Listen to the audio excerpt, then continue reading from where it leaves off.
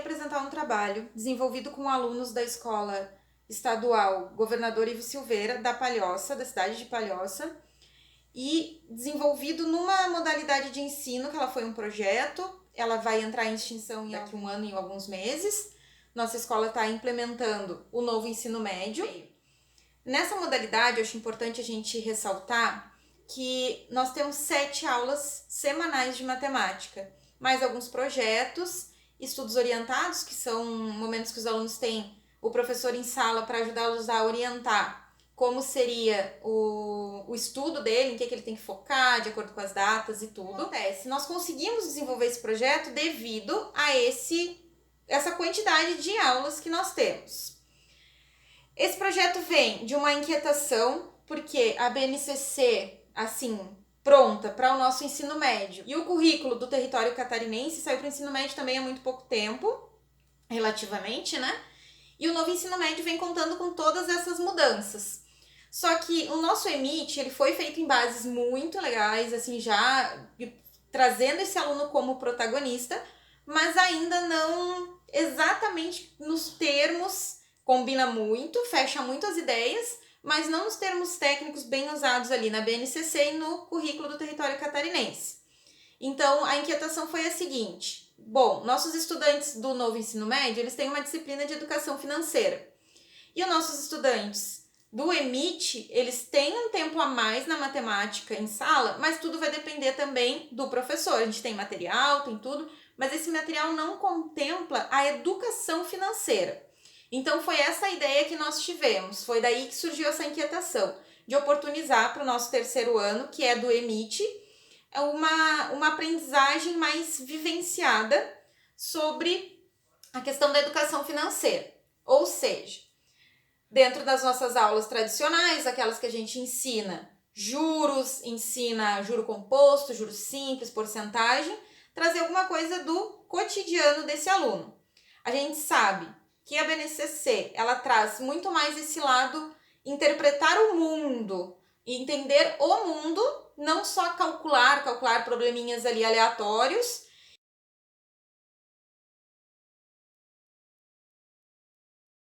Ele é um projeto de educação financeira, então, ele é baseado em situações fictícias, ou seja, nós criamos algumas situações para esses alunos resolverem. Como é que a gente usou a mobilização? Bom, primeiro nós trabalhamos a matemática financeira tradicional, juros compostos, porcentagem, bastante. Após isso, nós começamos a segunda etapa, que usamos a metodologia de resolução de problemas e rotação por estações, que é uma metodologia ativa, que é uma coisa também que os novos documentos educacionais trazem bastante para a gente instigar esse aluno a ser mais protagonista.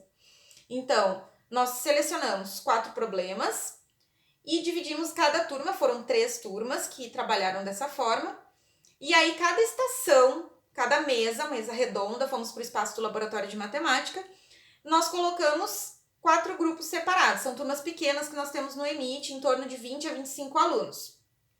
Colocamos em cada uma dessas mesas um problema de matemática financeira com solução aberta. Então, por exemplo, nós perguntávamos se um investimento valia mais que o outro. No começo, juros compostos, juros simples. E aí, eles iam calculando. Determinado mês, o juros simples ainda rendia mais, né? Pela característica linear desde o início. E aí, no outro mês, os juros compostos já começava a render bem mais. Então, eles tinham que fazer esse cálculo para decidir como seria melhor de aplicar aquele dinheiro que falava no problema. Também colocamos problemas que eles tinham que decidir se seria para pagar uma dívida, seria mais vantajoso escolher ou um empréstimo, dependendo dos juros ali, tinha um juros específico, ou parcelar direto com cartão. E aí a gente vai discutindo tudo isso, eles foram anotando de acordo com os grupos. E na rotação com a estação, o que vai acontecer? Grupo 1 está no problema 1. Depois de meia hora, dependendo da turma, do rendimento da turma, toca o despertador, esse grupo 1 vai pro problema 2. E aí, o outro grupo, o grupo 4, no caso, viria pro problema 1.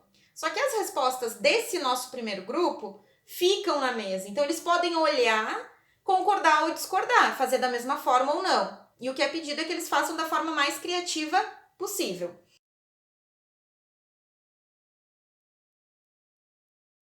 Nós criamos uma família que fala que ela teria uma avó, um pai e um casal de netos. E nesse momento, o que eu quis fazer? E às vezes eu digo nós, e às vezes eu digo eu, mas a questão é, na nossa escola, com essa questão do EMIT, nós temos reuniões diárias. Somos, no diurno, 7 professores de matemática. E a gente tem essa reunião semanal. Então, nós conseguimos discutir e pegar ideias uns dos outros. Então, eu montei ali a família fictícia, né? E eles receberam uma planilha de gastos. Essa planilha teria conta de gás, conta de luz, aluguel, pagamento da faculdade, que também não foi especificado. Então, eles poderiam dizer que essa faculdade era do pai, da avó, do neto. Poderiam dizer que o neto era criança. Então, essas soluções eles poderiam montar. Também foi oportunizado para eles que eles mudassem essa configuração familiar. E daí, montaram-se os grupos tinham etapas para seguir e começamos a trabalhar. Eles sortearam um problema. Então, a gente tinha dentre esses problemas que essa avó cairia num golpe e teria no contra-cheque dela um desconto de um empréstimo que ela não fez, R$600. Tinham problemas que eram da Receita Federal, bloquear CPF porque não fez a declaração do imposto de renda. Também fizemos alguns de desemprego, outro com pandemia. Então, cada grupo sortearia o seu problema. Então, ninguém faria um trabalho igual a ninguém. E todas essas etapas que aconteceram foram nomeadas no projeto. Então, a gente botou lá para os alunos. Etapa 1, sentar e fazer uma chuva de ideias. Etapa 2, anotar. E durante a avaliação também, que é muito importante nessa parte, na avaliação nós colocamos que eles teriam que fazer um diário de bordo toda vez que a aula fosse para isso. Levou em torno de 3 semanas de 7 aulas. Então, eles sentavam e escreviam o que eles estavam fazendo, todas as ideias, o que eles mudaram, o que eles iam seguir fazendo como estavam. Teve alguns que mudaram de ideia no meio do caminho.